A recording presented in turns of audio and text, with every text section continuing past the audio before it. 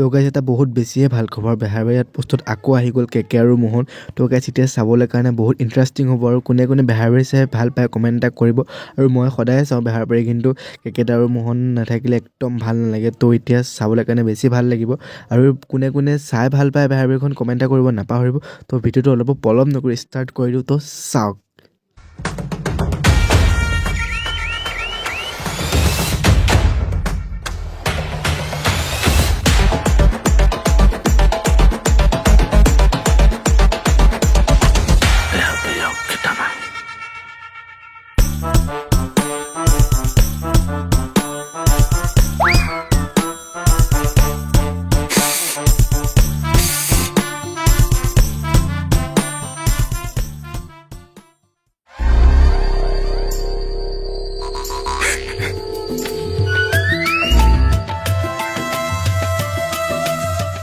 নৰা ধমা হৈ নাদাও নেকি চা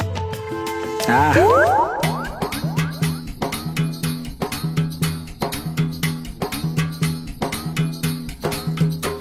এই নগৈছো আহ। নাদাও চা আৰে মই আছো তো আহ